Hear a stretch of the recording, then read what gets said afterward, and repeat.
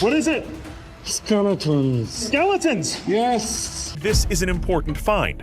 With so few precious objects found in the Nabatean burials here at Petra, it needs to be preserved. The rose-red cliffs of Petra have guarded their secrets for 2 millennia, whispering of kings and caravans lost to the desert sands. That has long concealed the entrance to Petra. By the 1st century BC, the Nabateans leveraged their skills to become masters of the desert. Millions have stood before the Treasury, unaware that the ground beneath their boots held a silent, sunless void. This building is called the Khazne. It is the Treasury. And so legend goes back millennia that this housed riches. In 2024, the silence broke. What lay beneath was not gold or glory, but a haunting, terrifying assembly of the long-forgotten. As the seal cracked, the air of the 1st century met the modern world, revealing a truth far more chilling through the image of 12 hugging skeletons. Sipping mask. The approach to Petra is a masterclass in psychological tension. To reach the heart of this ancient metropolis, a visitor must first navigate the Sik, a narrow, winding gorge that snakes through massive sandstone cliffs for over a kilometer. The walls, streaked with shades of ochre, iron red, and violet, reach heights of 200 meters, narrowing at points to just a few paces wide. This natural corridor acts as a sensory deprivation chamber. The sounds of the outside world are swallowed by the rock, replaced only by the echo of footsteps and the occasional rustle of wind. Then, without warning, the darkness breaks. The canyon walls peel back to reveal a sliver of sun-drenched architecture so precise and imposing, it feels like a hallucination. This is Al-Khazne, the Treasury. It is called the Treasury, or Khazne in Arabic. For generations, the Treasury has been the ultimate architectural enigma. Carved directly into the cliff face in the 1st century BC, its Corinthian columns and ornate friezes suggest a culture that had mastered both art and engineering. Yet, for all its external grandeur, the interior has always been hauntingly empty. The main chamber is a stark, hollowed-out cube of stone, offering no clues to its original purpose.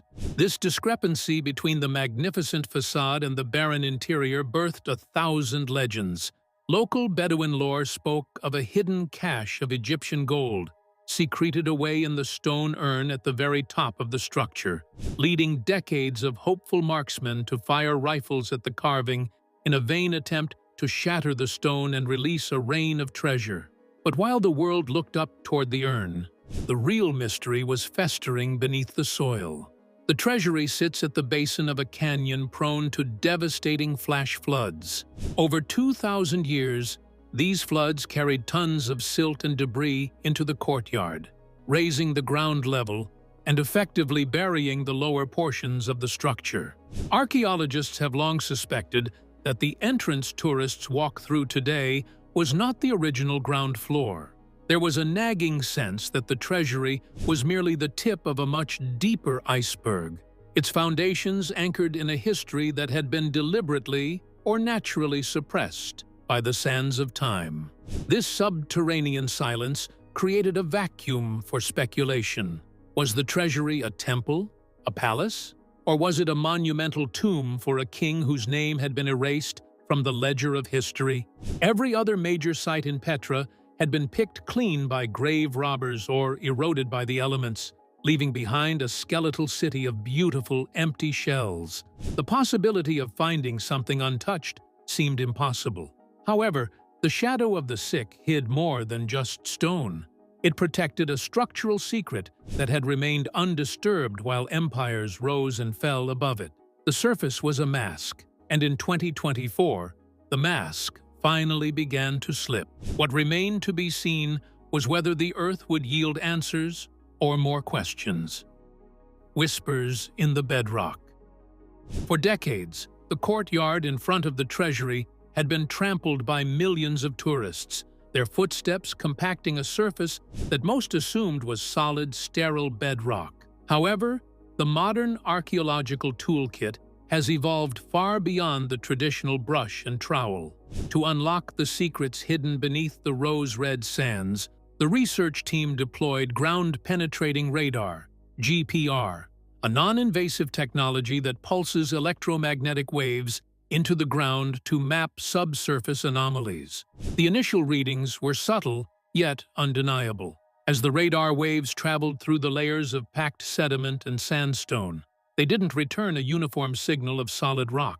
Instead, they hit a pocket of resistance, a hollow void that shouldn't have been there.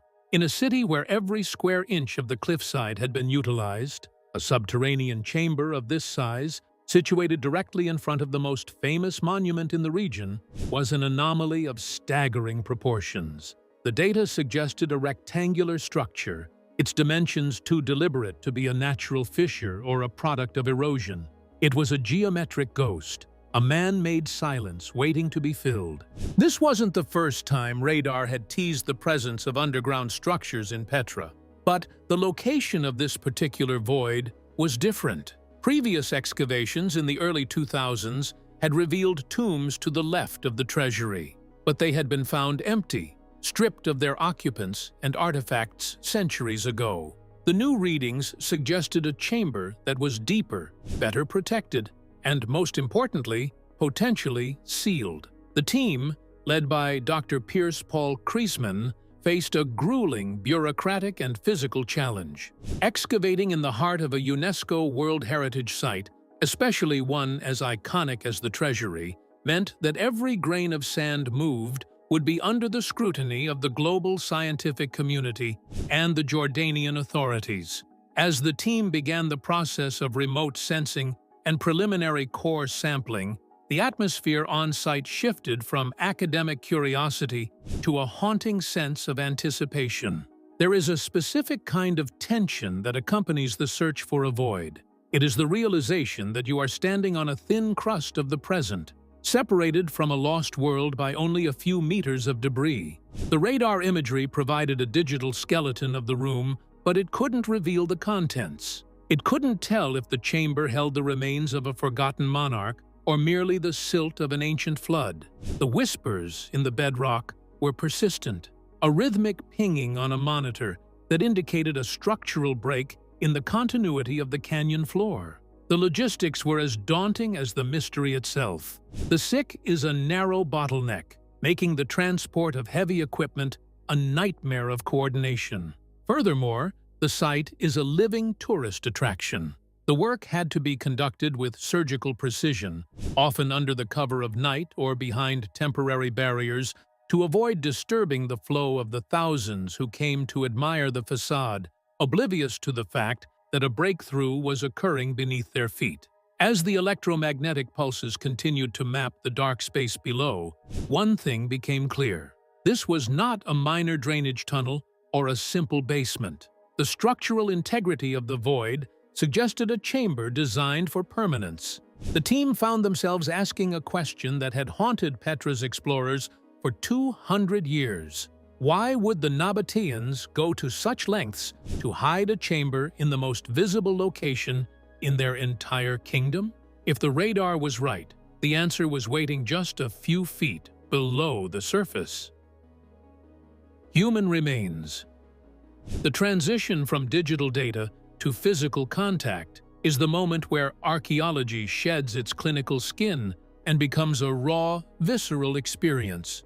Having mapped the void with ground-penetrating radar, the team faced the daunting task of breaching the layer of time that separated the modern world from the Nabatean silence. This was not a simple matter of digging a hole in the sand. The courtyard of the Treasury is a complex geological sandwich of tightly packed alluvial silt, fallen sandstone fragments, and the calcified remains of 2,000 years of human activity. Each centimeter of descent was a delicate negotiation between the need for speed and the absolute necessity of preservation.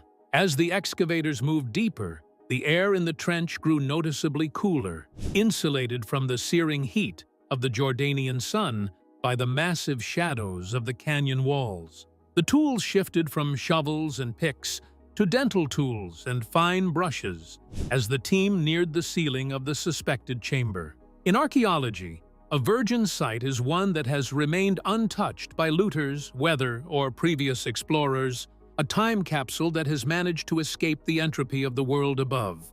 To find such a site in the heart of Petra, one of the most looted cities in antiquity, felt like a statistical miracle. When the first breach was made, a small aperture into the darkness, a rush of stale, stagnant air escaped the chamber. This was air that had been trapped since the 1st or 2nd century AD, a breath from the height of the Nabatean Empire. For a moment, the team paused. There is a profound ethical and emotional weight to breaking a seal intended for eternity. The void below was no longer just a geometric anomaly on a radar screen. It was a physical room, a sanctuary that had successfully guarded its occupants while the Roman Empire fell. The Crusades passed through these valleys, and the modern world was born. As the opening was widened enough to admit a camera and light source, the first images flashed onto the monitors. The light cut through a thick, heavy dust that seemed to hang suspended in the air, shimmering like ground glass. The walls of the chamber were not the polished, ornate masterpieces seen on the Treasury's facade. They were rugged, functional, and bore the distinct tool marks of the ancient masons. This was a place of utility and ritual, tucked away from the performative grandeur of the surface. Through the haze of the light, shapes began to resolve. They were not the glinting gold of a pharaoh's hoard, but something far more arresting, the unmistakable outlines of human remains. The skeletons were not arranged in orderly sarcophagi or neatly tucked into niches. They were positioned in a way that felt immediate and personal, as if they had been placed there with a specific, haunting intentionality. The horrific realization for the team was the sheer density of the remains in such a confined space. It was a mass of history, a tangle of lives that had ended in the same era, now reduced to the ivory white of bone against the red-brown of the desert earth. But as the first archaeologists lowered themselves into the gloom, the question shifted from where the room was to who was inside. Hugging skeletons. Spread across the floor were the remains of 12 individuals, a silent congregation that had occupied this sunless space for 2 millennia. The sight was profoundly haunting. Unlike the sterile museum displays the public is used to seeing, this was an active forensic scene. The skeletons were articulated, their limbs arranged in a variety of postures that suggested a communal, perhaps even hurried, burial process. In the flickering light, the ivory white of the bone contrasted sharply against the deep, iron-rich red of the sandstone floor, creating a visual that felt less like a scientific discovery and more like a macabre work of art. The initial survey of the bones revealed a striking diversity. This wasn't just a tomb for a single high-ranking official or a lone king, it was a collective. Among the 12 were men, women, and children, their bones preserved with a startling level of detail by the unique microclimate of the sealed vault. In the dry, still air of the underground, the decay had reached a certain point and then simply stopped, leaving behind a skeletal map of Nabatean life. To look upon them was to see the actual citizens of Petra, the people who walked the sick, traded frankincense, and watched the very treasury above them being carved from the living rock. The atmosphere in the room was heavy, not with the smell of death, which had long since faded into a neutral mineral scent, but with the weight of an interrupted history. The truly haunting aspect of the find, at least for the imaginative observer, was the sheer intimacy of the scene. In one corner, the remains of 2 individuals lay in such close proximity that they seemed to be embracing in death, their rib cages overlapping in a final silent gesture of companionship. In another, a child's smaller frame was tucked near an adult, perhaps a parent, whose arm bones were positioned as if to shield the younger one from the encroaching darkness. The lack of traditional stone coffins or elaborate burial shrouds made the scene feel more immediate, more human. These were not icons or legends. They were people, And because the room had been sealed so perfectly, there was a sense that they were merely sleeping, waiting for a light that would never come until the intrusion of the 2024 team. As the forensic anthropologists began their preliminary examination, they noticed something intriguing about the health of the deceased. In many ancient burials, the bones show signs of extreme malnutrition or the ravages of hard labor. While these individuals certainly lived demanding lives, their skeletal density and dental health suggested they were not the lowest rung of Nabatean society. They were well-fed, and some showed signs of having lived to a relatively advanced age for the period. This discovery complicated the narrative. If this was a mass burial, it wasn't necessarily a plague pit or a site for the destitute. It was a deliberate, protected resting place for a specific group of people who held enough status to be interred beneath the city's most sacred monument. The preservation of the skeletons also allows for a level of modern analysis that was previously impossible in Petra. Every bone tells a story of physical stress, diet, and even the specific geographic origin of the person. Through strontium isotope analysis of the teeth, researchers can determine where these people grew up, whether they were locals who had spent their entire lives in the desert canyons, or travelers who had been drawn to the cosmopolitan hub of Petra from the far reaches of the Roman or Persian empires. The haunting assembly, therefore, represents a biological database of a lost civilization.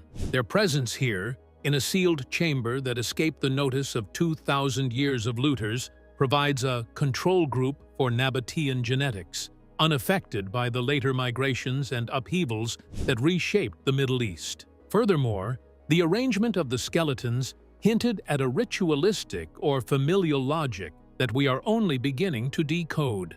They weren't thrown into the room, they were placed. This distinction is vital in archaeology.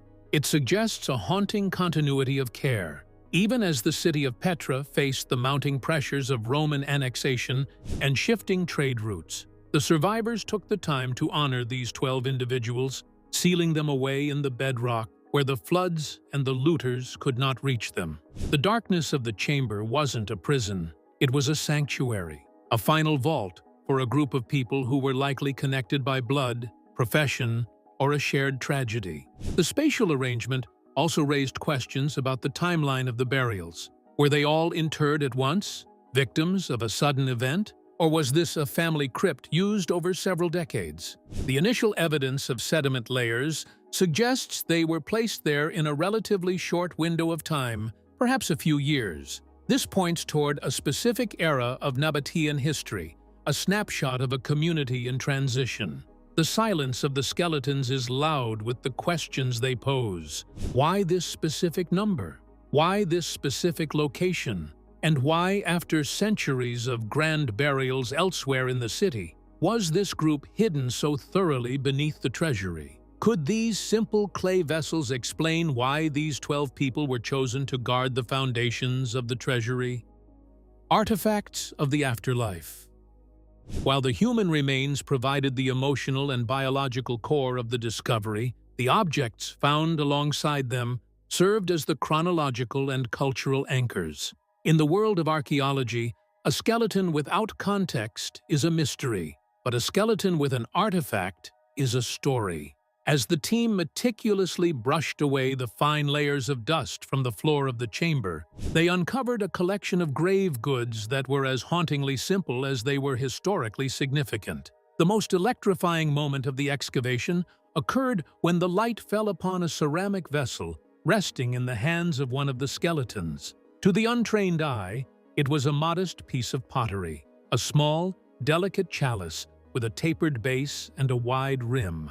However, the visual parallels were impossible to ignore. The Treasury of Petra had achieved global fame as the filming location for the climax of Indiana Jones and the Last Crusade, a film centered on the search for the Holy Grail. To find a skeleton in that exact location, centuries old, clutching a vessel that bore a striking resemblance to the cup of a carpenter, was a moment of life imitating art so perfectly it felt surreal. Beyond the cinematic coincidence, The vessel and the other pottery fragments found in the chamber held immense scientific value. These artifacts were the clocks of the tomb. In archaeology, ceramic typology is one of the most reliable methods for dating a site. The Nabateans were master potters, famous for their eggshell ceramics, vessels so thin and finely made they rivaled modern porcelain. The specific shape, clay composition, and firing technique of the grail-shaped vessel allowed the researchers to pin the burial to the mid-1st century BC. This date is crucial because it finally provides a hard anchor for the treasury's construction, suggesting it was built during the peak of Nabatean power and independence, rather than later under Roman influence. Beside the pottery, the team discovered a variety of bronze and iron objects. These included small tools and ornamental pieces that had begun to oxidize, turning a ghostly shade of verdigris over the centuries. In the context of a 1st century burial, these metals were symbols of status and security. The presence of bronze rings and iron implements suggests that the 12 individuals were not merely laborers, but held a recognized place within the social fabric of Petra. These were items of value, deliberately removed from the economy of the living to accompany the dead into the void. The act of burying such wealth, even in the form of functional tools, was a profound sacrifice in a desert society where resources were often scarce. The arrangement of these artifacts also pointed toward a specific ritualistic logic.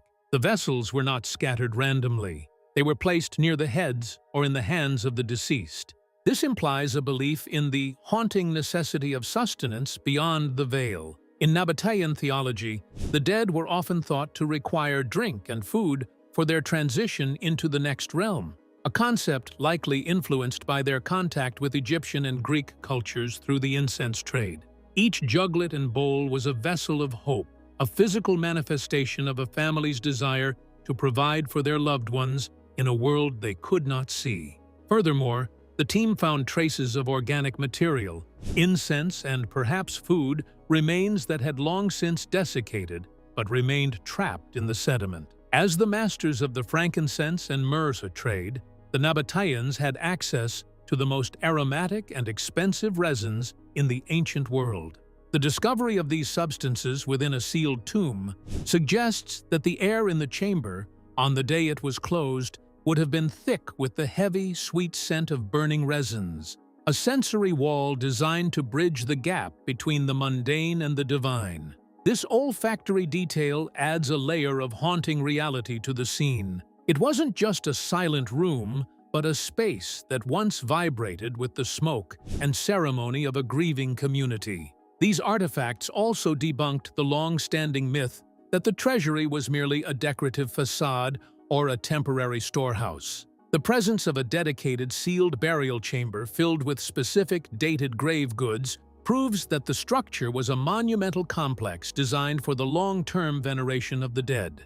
It was a site where the living and the departed met at a subterranean crossroads. The Grail was not a cup of immortality but a cup of memory, used to pour a final libation for those who were being left behind in the dark. But as the artifacts were bagged and tagged for further study, a larger question began to loom over the courtyard. If these 12 people were significant enough to be buried under the city's most iconic landmark, what does their hidden existence tell us about the empire that put them there?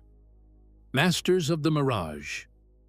One must first look at the architects of the void, the Nabateans. History often treats them as a phantom civilization, a group of nomadic Bedouins who emerged from the depths of the Arabian Peninsula and vanished just as abruptly after their kingdom was absorbed by the Roman Empire in 106 AD.